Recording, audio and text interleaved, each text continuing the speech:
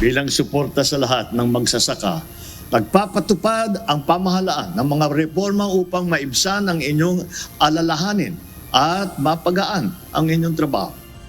Prioridad ng pamahalaan ang agrikultura.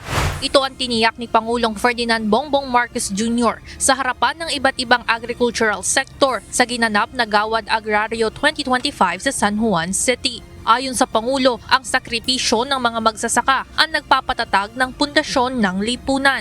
Bunsod nito, katulong anyan ng mga magsasaka ang pamahalaan upang gawing mas maalwan ang kanilang buhay.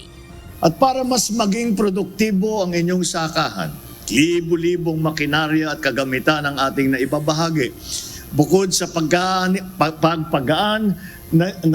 para sa pagpagaan sa trabaho ninyo ito, mas malaki na ang oras ninyo para makasama naman ninyo ang inyong mga pamilya.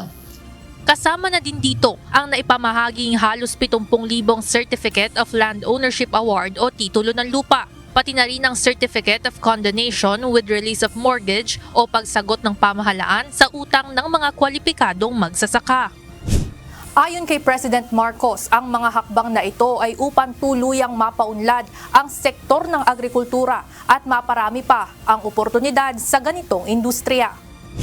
Hangad kong ipagpatuloy ninyo ang pag-aalaga sa inyong mga lupang sakahan at pagpapalago ng inyong ani gamit ang aming handog na tulong. Samantala, binuksan rin ngayong araw sa publiko ang Malacanang grounds para sa paparating na ika-68 kaarawan ng Pangulo bukas, September 13. Dinaluhan ito ng mga taga-suporta ni President Marcos mula sa iba't ibang bahagi ng Metro Manila, maging mga grupo mula sa Ilocos Region. Personal din itong pinuntahan ng Pangulong Marcos kasama ang First Family.